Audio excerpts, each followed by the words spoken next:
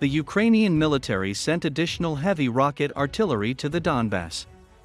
At the moment, the information and news agency Avia Pro has information that we are talking about 2 Uragan MLRS and 6 Smerch MLRS. This fact confirms that Kyiv is preparing for a full-scale armed conflict in the region, while, given the lack of countermeasures in the arsenal of the DPR and LPR, the situation in the Donbass can be simply catastrophic. Information about the transfer of several Smerch MLRS to the Donbass appeared a few days ago. However, the exact number of multiple rocket launchers was not called. However, given the information provided, there is a very serious risk that the armed forces of Ukraine could strike at the deployment sites of military equipment of the DPR and LPR militia, since the latter was discovered by American and British military reconnaissance aircraft, which over the past month almost daily fly over the Donbass. One Smerch multiple launch rocket system can cover an area of almost 1 square kilometer in one gulp, which, in the event of a large-scale strike from the armed forces of Ukraine, can lead to colossal destruction and losses.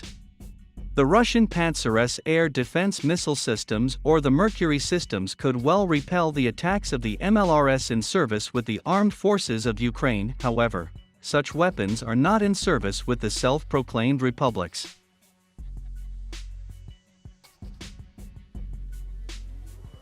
In response to the provocative actions of NATO, Russia will transfer to the territory of neighboring Belarus at least 12 Su-35 fighters, 2 divisions of the S-400 Triumph air defense system, and a division of the Panzer S air defense missile system. The deployment of air defense systems is expected on the western borders of Belarus. This will allow full control of the airspace of countries such as Poland, Lithuania, Latvia, and Ukraine, where large NATO forces are currently deployed. At the moment, it is known that military equipment and weapons will be transferred to neighboring Belarus to participate in large-scale military exercises. At the same time, according to the Deputy Minister of Defense of Russia Alexander Fomin, the exercises will be held at 5 training grounds and 4 military airfields. Practical actions of the troops will take place at the Domanovsky, Gazsky, Oboslesnovsky, Brestsky, and Osipovitsky training grounds, as well as certain areas of the area located on the territory of the Republic of Belarus. It is planned to use the airfields Baranovichy, Lunanets, Lida and Mochilishi, said Fomin. Among other things, given the information provided on social networks, various types of military equipment are currently actively arriving in Belarus, including multiple launch rocket systems, tanks, infantry fighting vehicles, etc. According to some assumptions, part of the Russian weapons may remain on the territory of Belarus. We are talking, among other things, about the Panzer C-1 complexes. New satellite images released Wednesday show additional Russian troops and equipment near the country's border with Ukraine.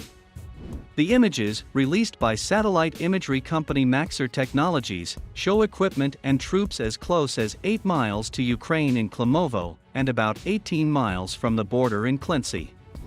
Maxar says the images show key locations where additional troops and forces have recently been deployed. The Poganovo training area, located near Voronezh, is about 102 miles near the Ukraine border.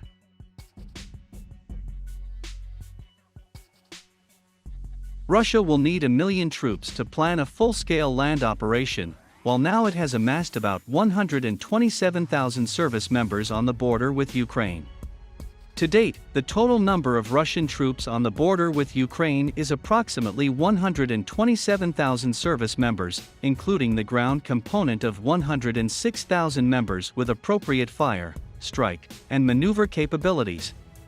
There are some movements of troops, but they are not critical so far, Secretary of the National Security and Defense Council of Ukraine Alexei Danilov told Liga.net. According to him, Russia needs at least 1 million troops for a full-scale land operation. Russians need more than 1 million troops to plan a full-scale land operation. It will take time to amass them, and the movement of such a group of people and equipment cannot go unnoticed, said the Secretary of the National Security and Defense Council. According to him, all these gains near the Ukrainian border also have a positive effect: the unification of democracies supporting Ukraine in its struggle against the Kremlin. As reported in December last year, Russia published drafts of 2 security guarantee agreements requiring the United States and NATO to renounce the decisions of the NATO Bucharest Summit on future membership for Ukraine and Georgia, stop eastward expansion, and curtail alliance's activities in the former USSR countries.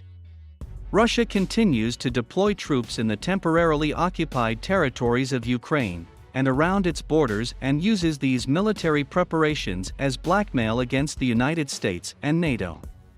If the West refuses to accept Russian proposals, the Kremlin threatens to take measures of military and military technical nature.